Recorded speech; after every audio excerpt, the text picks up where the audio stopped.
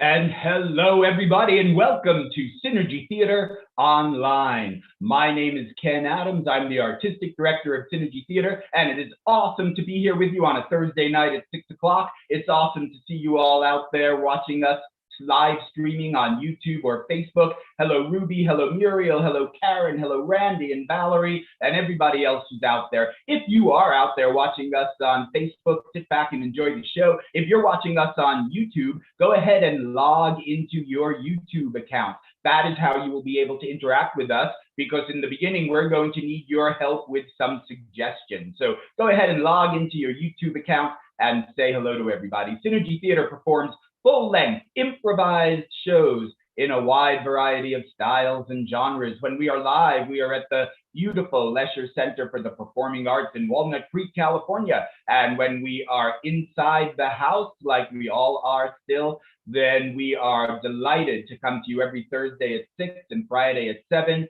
with an improvised play for your entertainment. Now, tonight, we are very excited because tonight we are doing something that Synergy Theater has never done before, and that is we are performing a classic improv structure that has been around for many, many years. Usually we make up some innovative structures and formats on our own, but this time we are borrowing a classic, and the name of this structure is Ronde. Now, this is a structure that was borrowed from a very famous play, also called Ronde, and that was written by Arthur Schnitzler in 1898. And in that play, the way it works is there is a series of 10 scenes, and in each scene, one character from the previous scene moves into the next scene and meets a new character. Then that new character moves into the next scene, and on until the last character introduced meets the very first character that was introduced. And that is exactly how we improvise Le Rondes. We borrow that format, and that is what we are doing today. There are going to be 4 characters, and our 4 characters are going to improvise 2 at a time until that last character meets the first character, completing our circle of life. So, in order to get started, I am first going to bring our entire cast out here on screen. So come on, everybody. My friends, please welcome Arastu Drakshin, Griffin Beer, and Louise Ritchie, who are joining our cast. All right, now it is time for our suggestions. In the original play, the characters were not known by their names. They were known by their titles or their jobs or their position in society. So there are characters like the poet, the actress, the soldier, the count. And that is exactly what we are going to ask for you, for each of us. Now, our play, like the original, is going to be set in 1898 in Vienna. 1898 in Vienna. So I want you to think back to when you were a young little kid in 1898 Vienna, and I want you to offer us some jobs or titles or positions that might have been around in 1898 Vienna. Go ahead and type that into your YouTube account. I see a bunch of them coming up already, and so let's go. Louise first, Arastu, why don't you go first? And Arastu, can you please take a look at some of the suggestions coming up and tell us which one you are going to be? The cremator. The cremator, excellent job. All right, Louise, are you ready to pick one? The jewel thief. The jewel thief, excellent job. Griffin, do you have one you like? I will take the letter carrier. The letter carrier, and that leaves me, and I will take the fishmonger. The fishmonger, excellent job. So let's all change our screen names there to our characters, and I think we are ready to get started. I will announce which 2 characters will be in each scene right before the scene begins.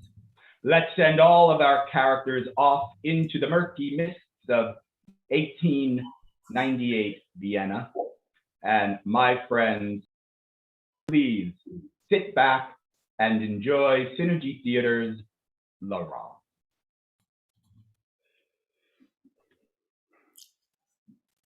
Leopold, my dear brother, I so appreciate the information that you're able to give me. It is very helpful. Maria, you must stop asking of me to deliver to you parcels meant for other people. Oh, my brother, you do love me so much, and I appreciate all the help you give to me. Well, we do share this lofty home, and I do care for you very much, but I could lose my job should they find out. But my dear brother, this is the way we make our living ever since our dear father died. We would have no money otherwise. Maria, I know that you take after our father's ways where you enjoy thievery, but I wish to make of myself a real man. I don't consider it thievery. I consider it taking what's owed us. After all, we would still have the family farm if it hadn't been taken from us. That is very true, but life is unfair, and the only way for us to make our way in the world is to keep our heads down, plug away at our work, dress for the job that you want. So I so clearly dress as an archduke, despite being only a meager letter carrier. You are indeed very stylish, my dear brother, and you know that we are wiser than our dear father. We will not die by the hangman's noose. I surely hope not, because I enjoy my neck, as do I believe you enjoy yours. I do, and plus, hangmen do not like to kill beautiful women, as you know.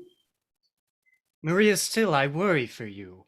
I worry for your life and your safety, and if you keep up this treacherous streak of stealing jewelry, I don't know what will happen to you.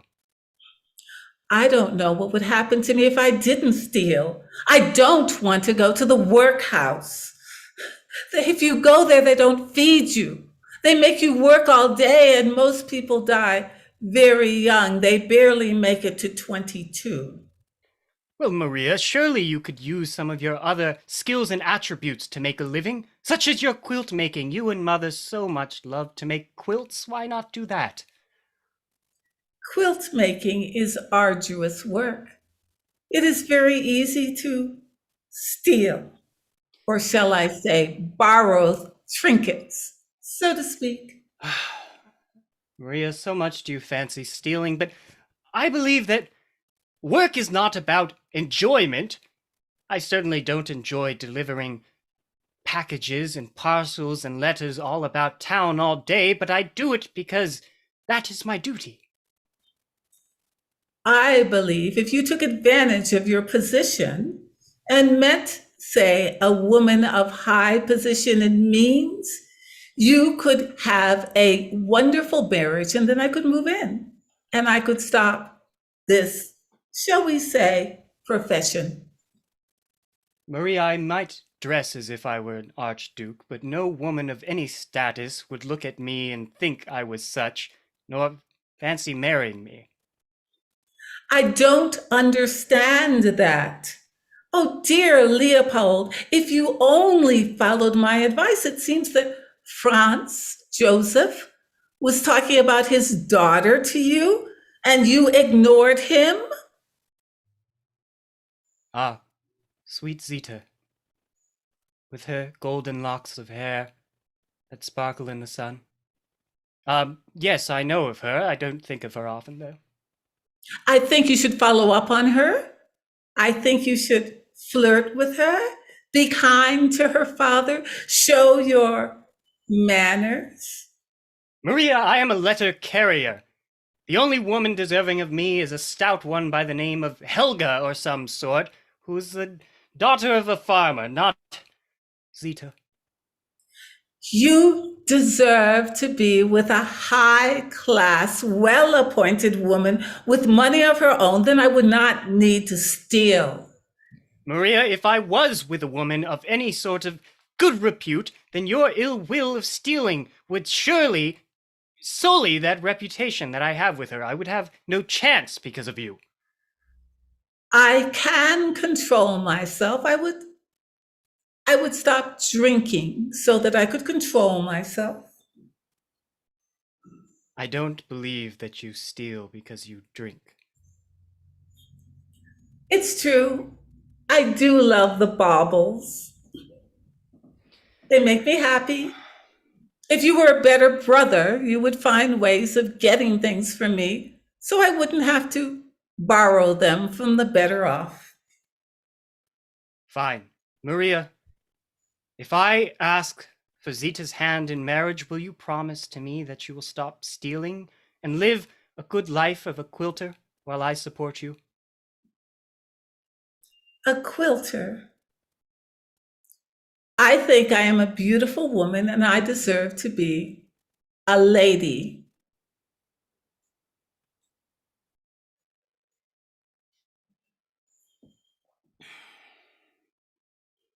That is a difficult thing to pull off in our social and economical standing, you understand, Maria? You don't have to tell them that we have no money. You dress well. You wear the same outfit every day, but they don't have to notice that. You talk well. You are good looking and charming. Maria, look about this place that we live. This mess, this tiny hovel. Surely anyone who sees us will know that we come from such a place. They would see right through us. So we won't have them come here. Use your silver tongue. The same silver tongue that almost saved Father's life. You mean for me, a meager mail carrier, to fake my standing in life? Yes, if you do not use your silver tongue to marry Franz Joseph's daughter, perhaps I can find a way to marry Franz Joseph myself. If you were to marry him, that would make Zita my niece. We could not have that. I could not have such a beautiful niece. Fine! I shall do it only because every time I say those tender syllables, Zita, my heart aches from my chest, and I think it would spring out and dance upon the floor if I were not with her. So I shall do it, Maria. I shall falsify my status, propose to this woman, and secure you, your ladyship. My dear brother, I so love you, and I'm so glad we will not end up on the hangman's noose, as our beloved father did. Now, Maria, please return that sterling necklace to this envelope, and I shall go and return it to its proper owner. Oh, my dear brother, you always want all the things that I love the most. Once you become a lady, you will have 1,000 times the money to buy that necklace and more. Here you go, my brother. All right. But I will keep the rings. I will not part with them until you have secured her hand. I take my leave, and I hope when I return, your neck is not at the end of a noose. Adieu. Scene 2, the jewel thief and the fishmonger. I am so sorry to have found you lying on the street like that. The fall on the puddle must have twisted your ankle terribly. Yes, my dear sir, but thank you for helping me up. You needn't dear sir me. I am just a humble fishmonger. Oh, well, I am going to be a lady. I don't doubt it from the lovely frock I see you in. I see you can tell someone of high social standing, but I will let you kiss my hand. You are welcome to rest here in my flat. I'm sorry that it is so humble. I'm sure you are used to more elaborate surroundings. Oh, yes, I am, as you can see. I am used to luxury. Ah, you remind me of my sweet wife, Greta. May she rest in peace. Oh, tell me about Greta. Did Ah, you give her gifts to show her your love? I gave her what gifts a fishmonger can. That Oh, is her picture there, above the mantelpiece. A poor rendering, I know. I did it myself with charcoal. well, she certainly does look as if she was very strong. She could lift 15 pounds of mackerel in each hand and carry it for 17 streets. That's certainly, my dear sir. And what did you say your name was, sir? My Uh, name is Maria. my name is Franz. Foss? You can call me Fox if you want. Ah, My lady, can I offer you some tea? I do have as much. yes, please offer me some tea. And I would like to know more about your business. Ah, my business. I sell fish. Is it? You do look like maybe you have a profitable business. You seem like you are quite intelligent and clever. Your tea, my lady. Oh, thank you, sir. And how is your ankle? Should I wrap it tighter? Oh, yes. Please wrap it tighter. Hmm. That does feel good. And you were telling me about your business.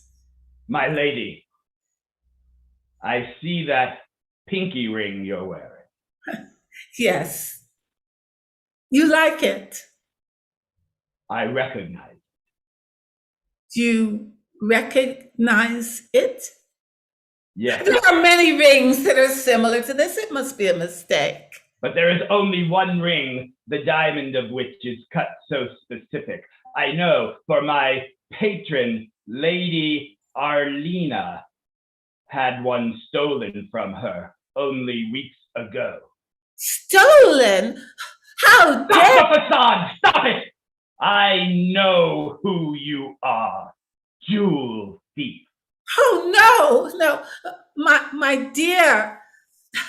You might as well drop your act. It will not work here. Do you think your accidental spill was on purpose? Do you think there just happened to be a puddle of mackerel oil on the street where you walked today? No, I tripped you, my lady. Oh, I tripped you to bring you here to this humble flat, the humble flat of the hard-working Vienna citizen, so you can see who it is your thievery hurts. oh, my dear sir, you must hear my story. I did steal the ring. I confess, but I throw myself at your feet for your mercy. I would starve to death if I didn't have to steal. Do you know that when Lady Arlena lost that ring and discovered it was stolen, she blamed her serving maid. She did? A young girl named Hetty. So she does not think that I would have stolen it. That young girl, so shamed to have been accused of thievery, took her life. Oh, so That the lady young girl was my sister. Look, please, sir, forgive me, for I would have starved if I didn't steal, but I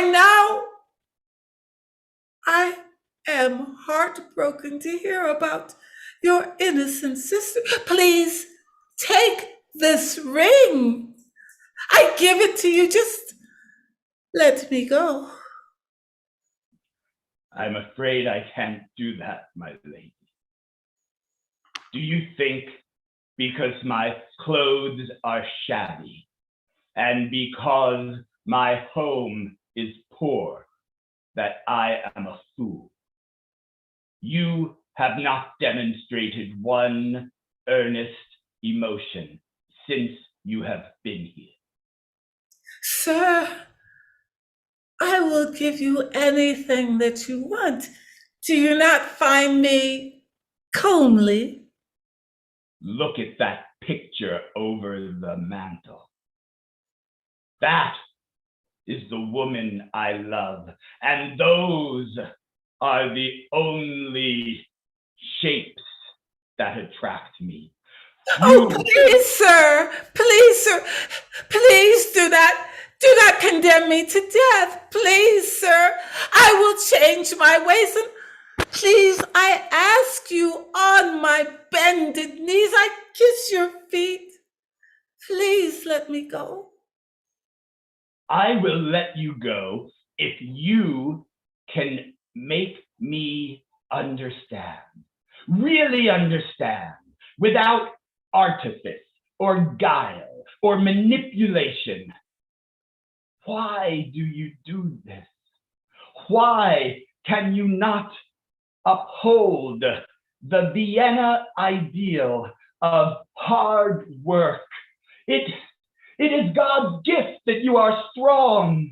Why not use it towards honest work like dear Hetty, my sister, did, like dear Greta, like I do? Why? My dear sir, my mother died when I was but 4. She died of overwork. And then our farm, we were honest people who lived on the land. Our farm was stolen from us. And my father had to turn to thievery to keep me and my older brother from starving. I did not want to be a thief, but I feared what would happen to me if I tried to follow the path of my mother. She died from overwork. I still remember her coughing, her pain at night. Oh, sir, please understand. I will work for you if you give me a job, even if it's with the fish. I will not steal, please, sir. Please.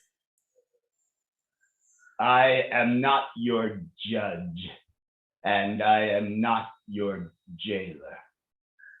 I don't know if I believe you or not, but I shall not spend the rest of my days feeling guilty over a potential mistake.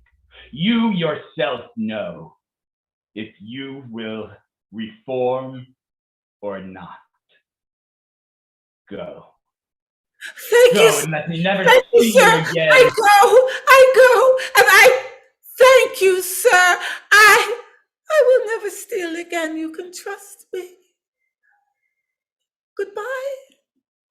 Go.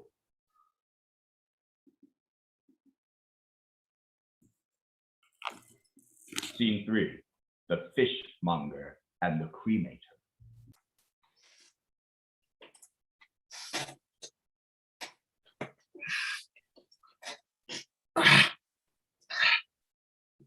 Foss, quickly hand me that broom there. Yes, sir. When I count to 3, close the hatch. Yes. 1, 2, 3. Ah. Ah. The stench is from hell. Yes, and that poor soul will be in hell as well. I tell you, I was about to let her walk out of the flat. We both know that could never have happened. Do we, Foss? Don't know what overcame me. I saw her as she stood and walked towards the door. I saw her sneak a look behind her, and I saw the wicked smile in the corner of her lips. Nonetheless, I was going to let her leave, but something grabbed my heart. I picked up a vase, and before I knew what was what, I had smashed it on her head. Well, good friend, I can say that I do sympathize with your plight. For surely it is not the only body that you have brought to me. No. In 8 hours, her ashes will be discarded, and I suggest you discard her from memory as well. I do not know how to thank you. You have always been there when my passion has gotten the most of me. Ferdinand is always here for you, Foss. Now, My friend, what is this world coming to? please have a seat here. Allow me to pour you a drink. I think I have never had a drink in front of the furnace before. A first time for new beginnings, huh? Salute to a beautiful friendship.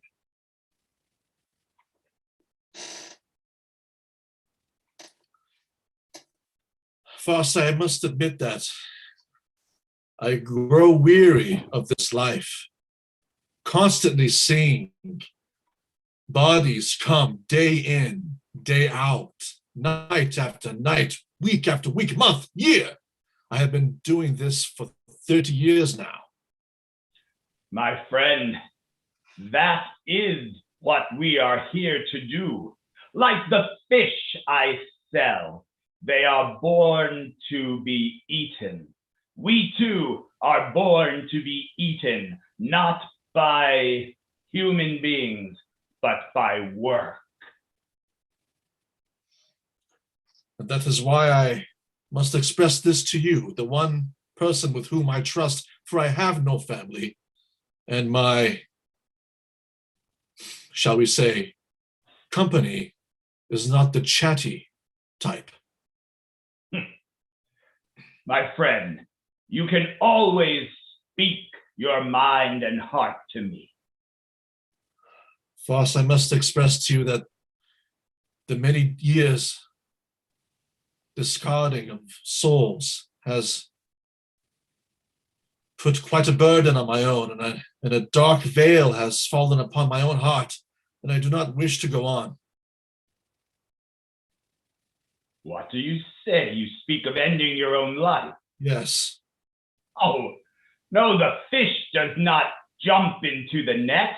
It must be caught, and it struggles mightily to swim away. I have no more struggle in me left, Foss.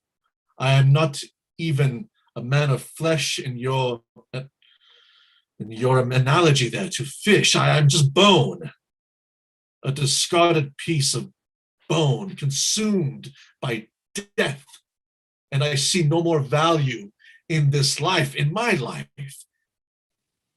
My friend, this is all to do with that sweet girl who does not love you. Nothing gets by you, Foss. Nothing. Come, pour us both another drink and tell me of her again.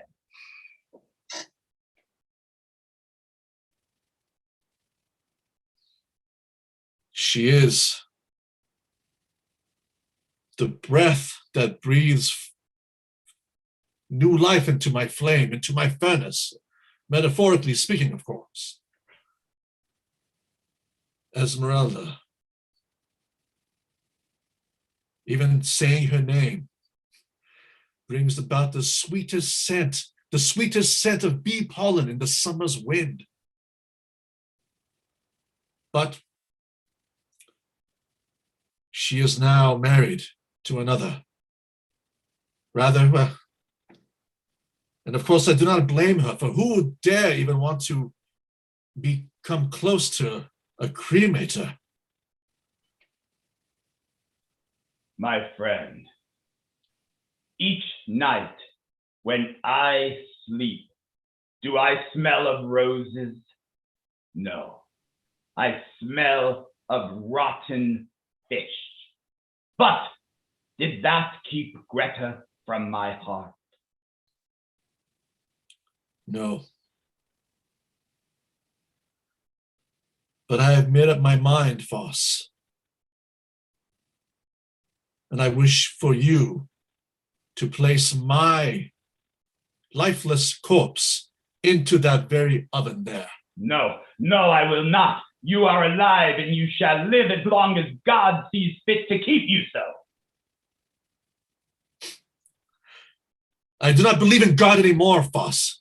And if you deny me this, then I will have to be forced to go to the authorities and disclose all of the bodies with which you had brought to me. You will not. I would. You would not. It is not something that would bring me pleasure. But I ask of you this, my good friend, please. I have made my mind. My friend, when Greta died, she left me alone. I have no friend in the world but you. I live now only for this friendship. But why? Why me of all people? Because you are the friend I have. Look, it is sad to be alone at night. I grant you this. I feel it too. But there is a tomorrow. And there is a girl who will love you, just waiting around tomorrow's corner. There always is. You simply need to get from day to day. And that is why we work. Yes. Yes, perhaps you're right, Foss. I have to admit that your passion has now sparked a new flame inside of myself.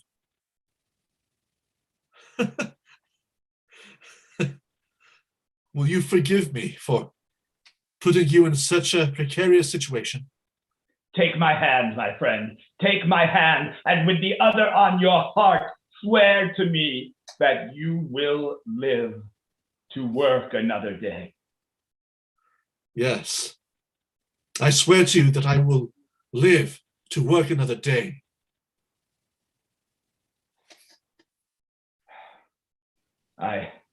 I will leave you now. Until we meet again. Yes, until we meet again. Scene 4, the cremator and the letter carrier. Ferdinand, I beg of you, speak to me. Come out of your home. Ah! Here I am. Please, please, sir, I've searched every single place in this God-forsaken city. I need only know if you know the whereabouts of my sister, her name Maria.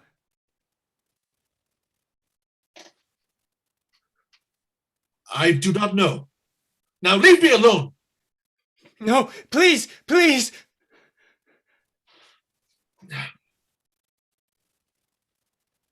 Please, sir. Please just come down. Speak to me. A man who has lost so much and needs a tender touch. I'm afraid my sister has been hung. Very well. I can see there's much pain in your eyes, in your voice, and your sister, Maria. I've been to every gallows in the city looking at the lifeless bodies which hang. None of them hers, but it gives me no solace. Tell me about her. Well, she was my younger sister. We grew up motherless for most of our lives, raised by our father, a man of ill repute, until he himself went away and I was trusted with her. I promised my father I would keep her safe. With a heavy heart I say this, but your sister's reputation was one of a thief, a jewel thief no less, and perhaps her misgivings finally caught up to her. Maybe she received what she deserved. So you do know of her? Yes. You speak with malice in your voice as if you know something, Ferdinand, please.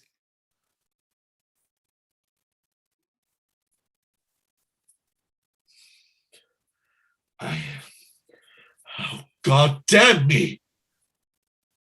God damn me for what I'm about to do. You must tell me what has become of her. I do not care who has done it. The man who has brought this upon my sister, I shall see him dead.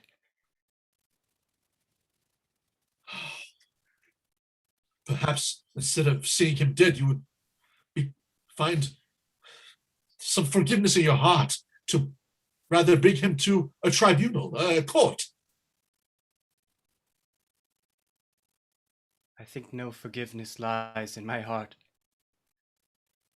Leopold, I've known you since you were a small child. And here, look upon me.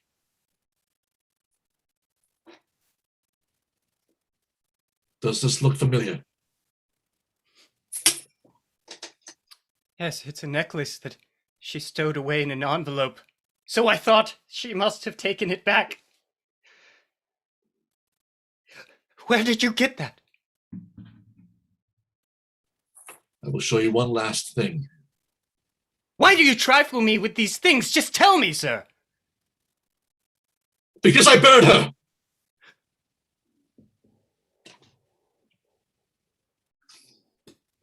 A few days ago. You've cremated my sister. It was God's will, Leopold. God? Did God strike her down, or was it a man? Perhaps God, that was a man. She was not hung, was she? No. Oh, it's so obvious what has happened. Her lies are thievery. They've come back to her. Yes. Yes, so now that you know the truth, leave me be. I cannot. I must know who has done this to my sister, please. I cannot betray. Do you understand? I have made a vow, a promise to someone important to me. I care nothing for your promise. My sister is dead, man. It was her own fault, do you see? I was supposed to protect her. Well, You cannot protect anyone from their own fate, Leopold. I was supposed to protect her. Well, now she is the mercy of the Lord. Why couldn't I have done more? Why couldn't I have worked myself to a better status to protect her before she got herself into this? This is my fault, don't you Snap out of it, understand? man! She knew what she was doing.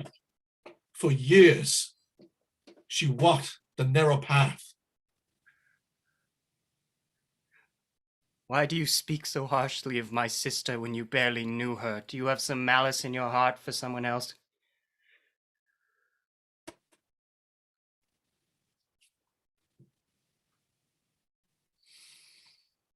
Perhaps you get joy out of burning all those bodies as if they are nothing How to you. dare you!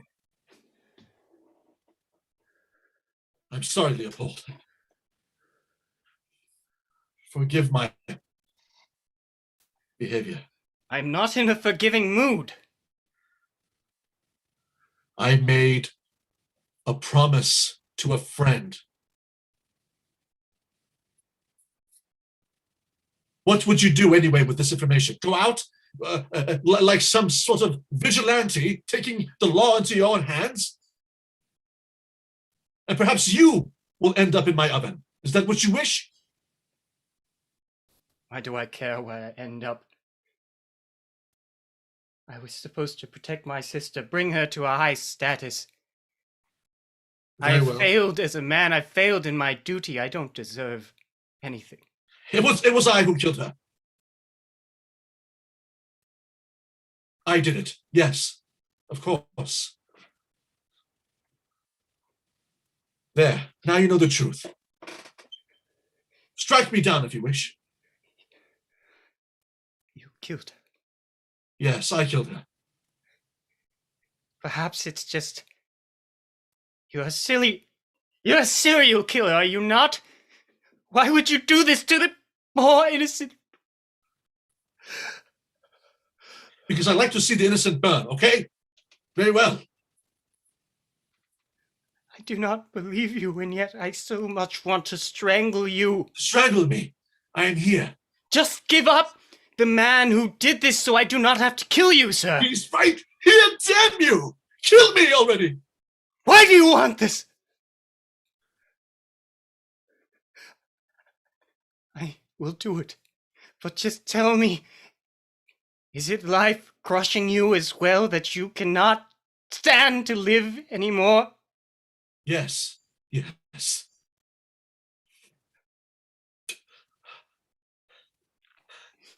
Then you killed my sister, I did. and I shall kill you. Good. Do it.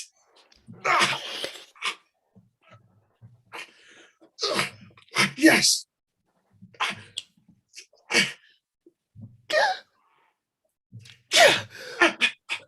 Why do you let go? You almost...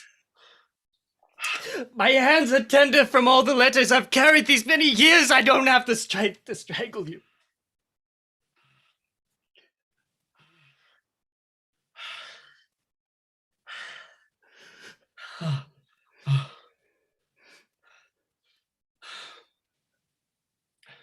It was the fishmonger.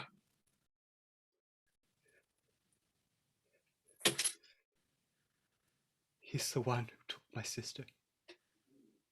Yes. My friend, with whom I just betrayed.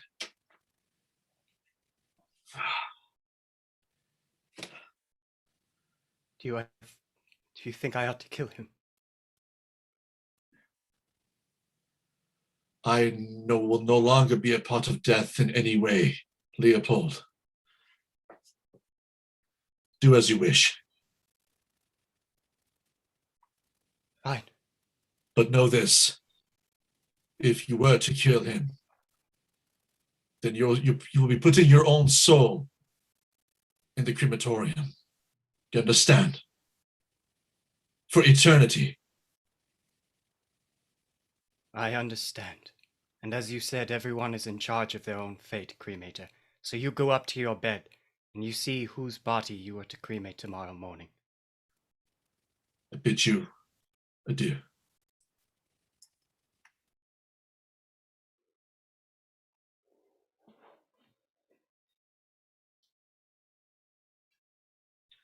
And that is our show, my friends.